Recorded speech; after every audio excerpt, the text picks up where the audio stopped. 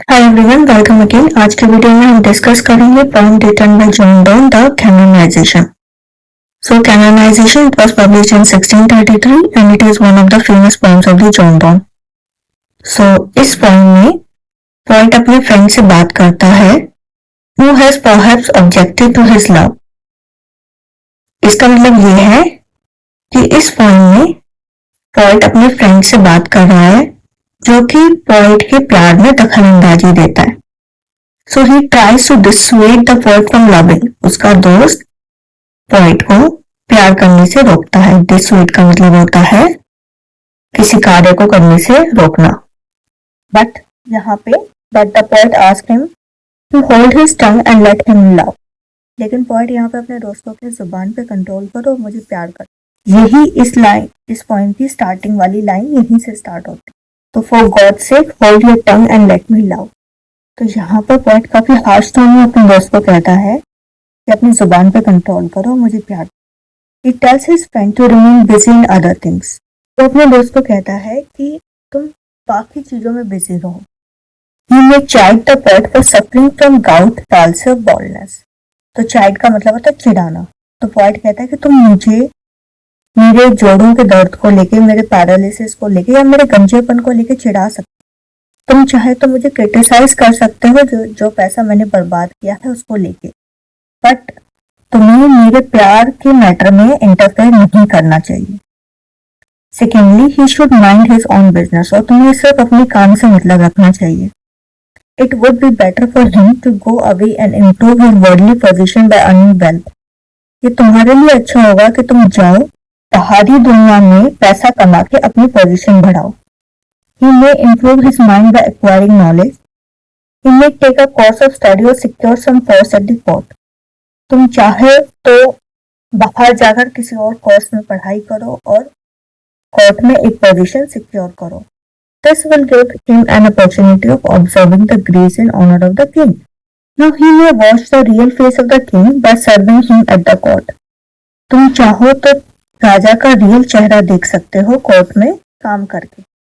और he may hoard wealth and thus watch the king's face stamped on the coins. He may do whatever he likes, but he must not disturb the poet in his love making.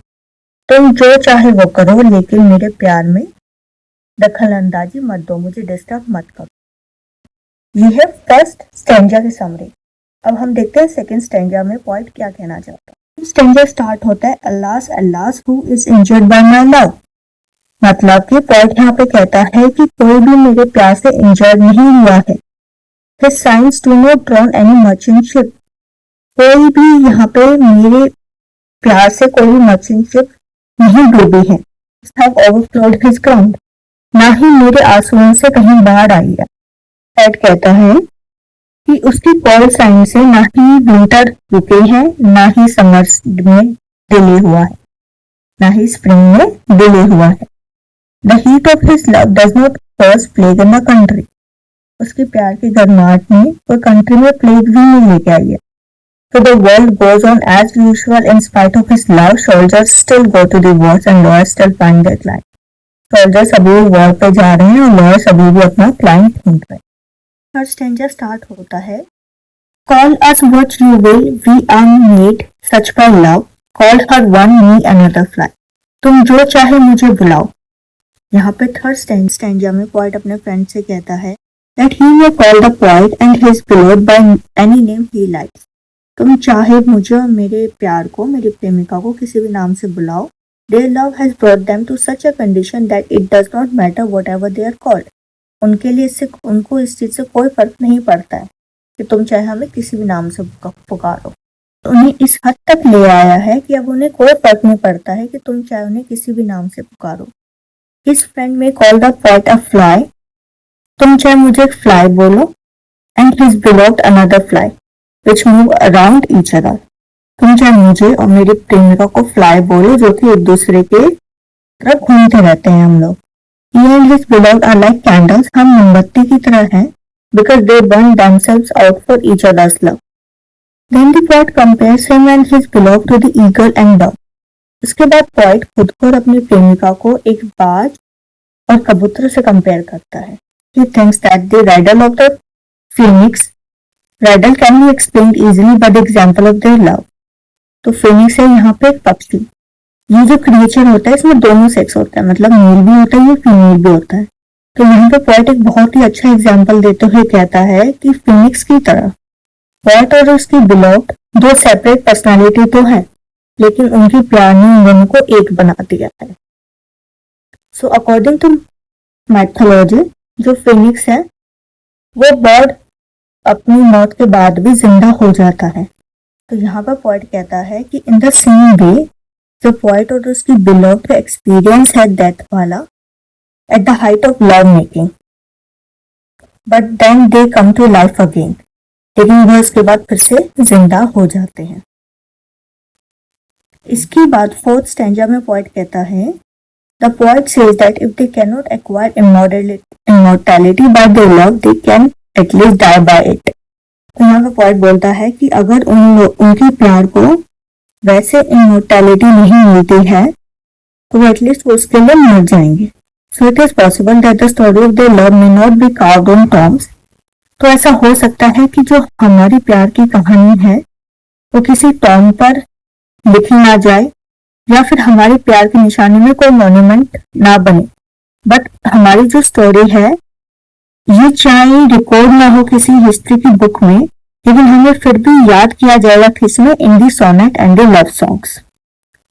तो यहाँ पर इस stanza में poet यही बोलता है कि we will build in sonnets pretty room, मतलब कि हमारी प्रेम की गाथाएं पोएम में, सोनेट में जरूर याद करी जाएगी।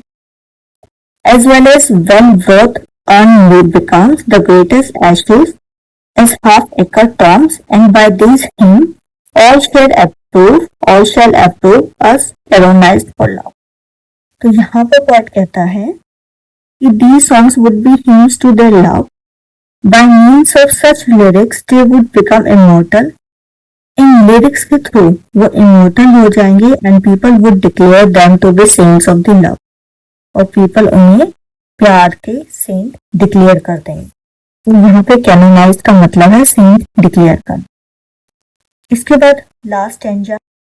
तो अपने लास्ट स्टैंजा में पोएट लिखते हैं कि फ्यूचर में people would address them as saints of love, so they would say that the poet and his beloved were made for each other and for each of them the other was a world in himself or herself. तो people would say that the poet and his beloved saw the reflection of the entire world in each other's eyes. लोग कहेंगे कि poet और उसकी प्रेमिका को एक दूसरे की आंखों में ही पूरी दुनिया की रिफ्लेक्शन दिखती थी। Thus they contracted the world into the eyes. For other people, love is a cause of sorrow and suffering, लेकिन पोएट और उसकी प्रेमिका के लिए प्यार पीस लेके आता था। So in the coming generation, the poet and his beloved would be canonized as saints of the love. Then people would ask them to pray to God on their behalf. फिर लोग उसको कहेंगे, किसको, poet को, कि poet God से pray करे उन लोगों के लिए कि ताकि उन लोगों का प्यार भी उतना ही सक्सेसफुल हो पाए जितना पोएट और उसकी प्रेमिका का। तो ये समरी थी हमारी इस पॉइंट की। अब हम मिलते हैं हमारी अगली वीडियो में एक और नए टॉपिक के साथ। तब तक आप मेरे चैनल को सब्सक्राइब कर लीजिए।